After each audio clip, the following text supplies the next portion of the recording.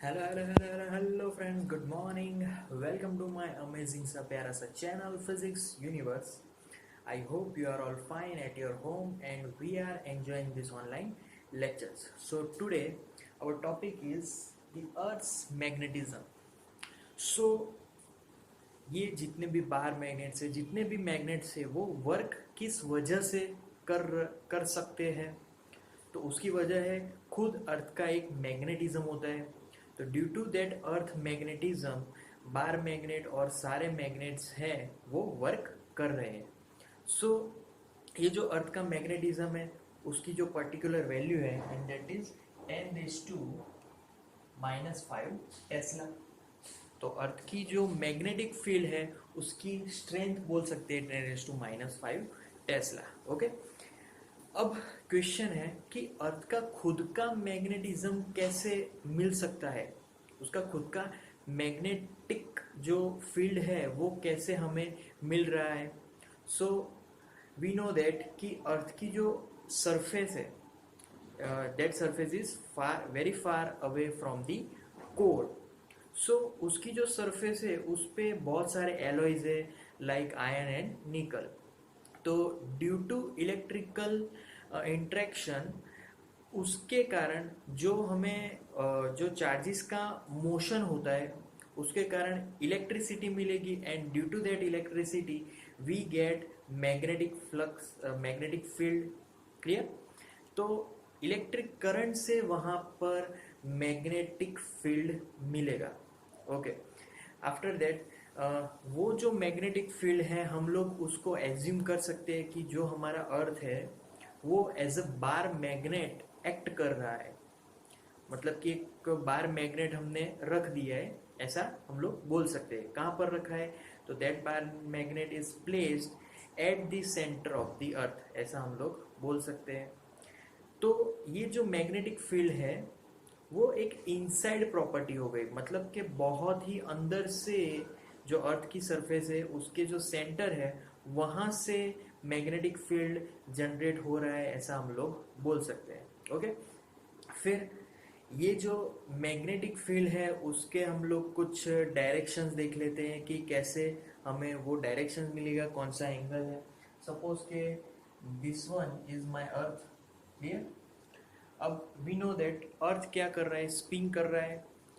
तो उसकी जो स्पिनिंग एक्सिस है दैट इज अवर दिस, उसको हम लोग बोलेंगे जियोग्राफिकल एक्सिस।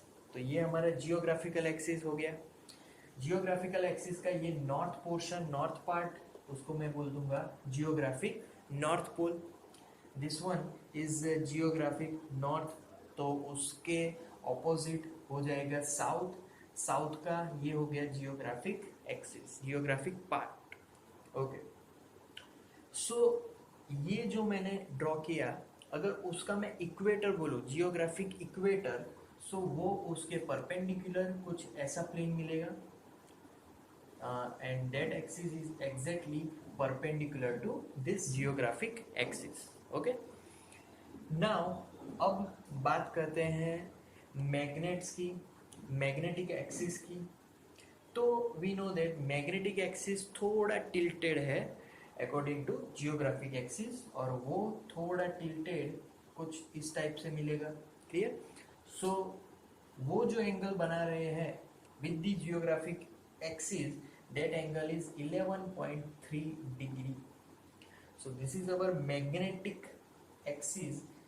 अगर ये पोर्शन है तो इस पार्ट को मैं बोलूँगा नॉर्थ पोल एक्सिस का, और ये हो जाएगा south pole for magnetic axis. Clear? So always remember that कि हमने ये जो नॉर्थ पार्ट और साउथ पार्ट दिया है वो किस वजह से दिया है, तो मैग्नेट्स की वजह से दिया है। ये नॉर्थ साइड है तो हमने ये दे दिया नॉर्थ पार्ट, और ये साउथ साइड है तो ये हो गया साउथ पार्ट। जैसे कि मैग्नेटिक नीडल में हम लोग जानते हैं कि मैग्नेटिक नीडल का अगर नॉर्थ पोल नॉर्थ साइड अगर रेस्ट होगा तो वो हमारा नॉर्थ डायरेक्शन, अगर साउथ पोल साउथ की जो डायरेक्शन होगी साउथ पोल की, that is our south direction. East west को हम तो पता ही है। Clear? So this is how geographic axis and magnetic axis are there. Okay, so now अब ये पर्टिकुलर जो जगह होती है वो हम लोग देख लेते हैं कि जो नॉर्थ पोल है उसकी जो सिचुएशन है, उसकी जो पोजीशन है वो देखेंगे। तो नॉर्थ पोल वो हमारा जो नॉर्थ से जो एंगल बना रहा है, तो नॉर्थ से जो एंगल बना रहा है दैट इज 74.71 डिग्री, क्लियर। और वही जो पोर्शन है वो वेस्ट से जो एंगल बना रहा है दैट इज 71.73 डिग्री, क्लियर। तो ये हो गया हमारा नॉर्थ पोल के लिए। अब साउथ पोल कौन सा एंगल बना रहा है, तो south pole is again making an angle with the south and that is 74.71 degree, clear. And it is making an angle with east that is 105.2 degree, sorry 105.2 degree. सो ये सारे angles south pole और north pole में बना रहेगा। Okay, north pole में जो angle बन रहा है वो एक्चुअल में position that is north Canada, उसकी जो पोजीशन मिल रही है दैट इज नॉर्थ कनाडा। और साउथ पोल में जहाँ पर वो एंगल बना रहा है यहाँ पर उसकी पोजीशन है एंटार्क्टिका, क्लियर। तो ये हो गया हमारा नॉर्थ कनाडा और ये हो गया हमारा एंटार्क्टिका। सो ये पोजीशंस हमें मिल रही है पोल्स की। अब दूसरी चीज कि यहाँ पर हमने ये एक्सिस बना दी, मैग्नेटिक एक्सिस, ओके। सो उससे जो इक्वेटर बनेगा वो उसके भी परपेंडिकुलर होगा, तो कुछ ऐसे इक्वेटर बनेगा उसकी ये एक्सिस, तो वो थोड़ी टिल्टेड रहेगी, clear. So in this particular example अब हमें देखना है कि ये जो मैग्नेटिक एक्सिस है उसमें फील्ड लाइंस कैसे मिलेगी। तो field lines totally different from the bar magnet. Bar magnet we know that the field lines are outward at north pole and inward at south pole, but यहाँ पे थोड़ा उल्टा है, they are inward at north pole and outward at south pole. अच्छा, यहाँ पर ऐसा क्यों मिल रहा, उल्टा क्यों मिल रहा है, क्योंकि उल्टा मिलेगा उसी से ही हमारे जितने भी मैग्नेट्स अवेलेबल है वो वर्क करेंगे। अगर ऐसा नहीं होता तो फिर नीडल क्या करेगी, वो नॉर्थ पे नहीं रुकेगी, साउथ पे नहीं रुकेगी, पूरा उल्टा डायरेक्शन मिलने वाला है, क्लियर। तो इस वजह से बार मैग्नेट जब कभी भी हम लोग सरफेस पे एज अ नीडल पे रखेंगे तो जो नॉर्थ डायरेक्शन में दिखेगा वो हमारा नॉर्थ पार्ट हो जाएगा, और जो साउथ पार्ट साउथ डायरेक्शन में दिखेगा वो हमारा साउथ डायरेक्शन हो जाएगा, क्लियर।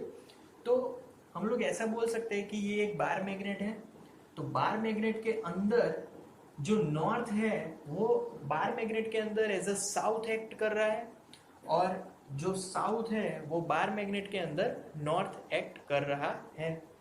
ऐसा हम लोग यहाँ पर एज्यूम कर सकते हैं। So in reality bar magnet, one big bar magnet is said to be, we can assume that एक बार मैग्नेट है, और यहाँ पर ये साउथ पोल एक्ट करेगा और ये नॉर्थ पोल एक्ट करने वाला है, क्लियर।